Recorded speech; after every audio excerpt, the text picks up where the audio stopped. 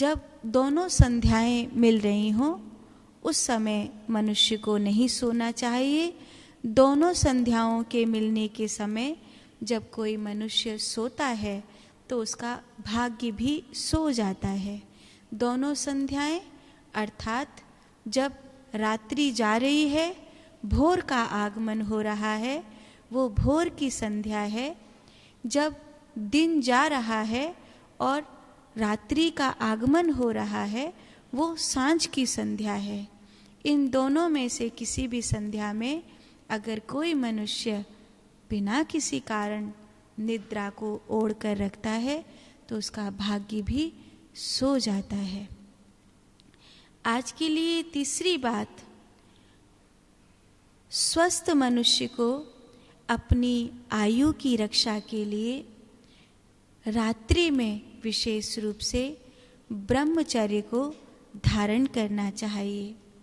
अगर एक स्वस्थ मनुष्य रात्रि में ब्रह्मचर्य को धारण नहीं करता, अनायास ही भोगों में अपने वीर्य को गिराता है, तो वो दीर्घजीवी ना होकर अपने तप और तेज को खोने वाला एक निरीह प्राणी, असहाय प्राणी बन जाता है। रात्रि में ब्रह्मचर्य की रक्षा करते हुए एक स्वस्थ मनुष्य को ब्रह्म मुहूर्त में उठ जाना चाहिए। इससे उसकी भगवत प्राप्ति का मार्ग भी सुलभ होगा और संसार में भी उसके भाग्य की वृद्धि होगी। आज के लिए चौथी बात है कि बिना मजबूरी किसी को नहीं जगाना चाहिए।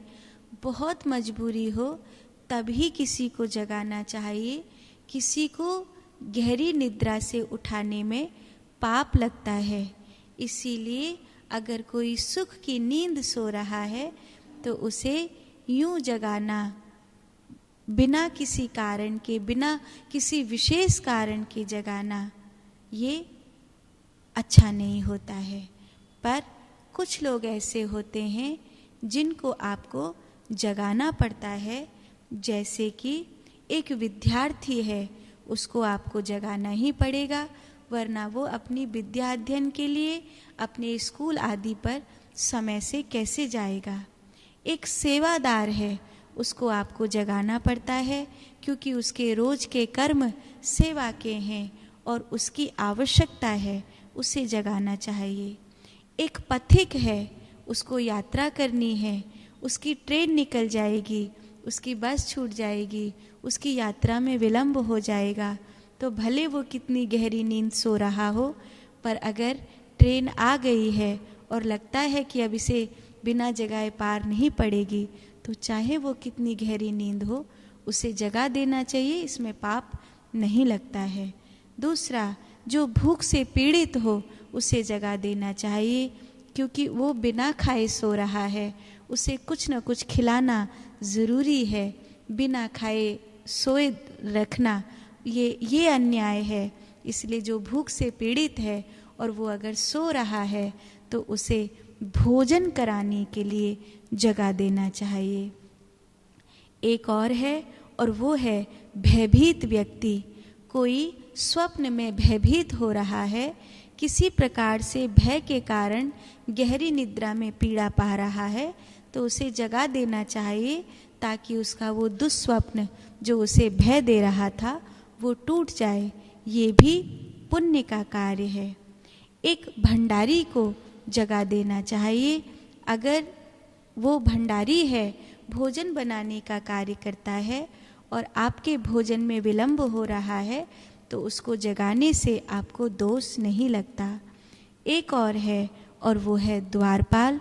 द्वारपाल को जगा देना चाहिए, क्योंकि उसका कार्य ही है रखवाली करना, उसका कार्य ही है द्वारे पर जागते रहना, पहरेदारी करना। अगर आप उसको नहीं जगाएंगे और उसके होते हुए कहीं चोरी पड़ जाएगी तो ये अन्याय होगा। तो वो जो द्वारपाल है उसको जगा देना चाहिए। तो ऐसे किसी को जगाना पाप होता है। किसी को भी नींद में से नहीं जगाना चाहिए, लेकिन मजबूरी में ये कुछ लोग हैं, विद्यार्थी, सेवादार, पथिक, भूख से पीड़ित भयभीत व्यक्ति, भंडारी, द्वारपाल आदि इन लोगों को जगाने से दोष नहीं लगता। पांचवी और अंतिम बात आज के लिए, घर या कमरों में कभी भी कांटेदार पेड़ नहीं लगाने चाहिए। इस तरह की झाड़ियाँ जो कैक्टस आदि की होती हैं, उनको, कटीले जो पौधे होते हैं उनको नहीं लगाना चाहिए, अन्यथा घर में कलेश का वातावरण पनपता है।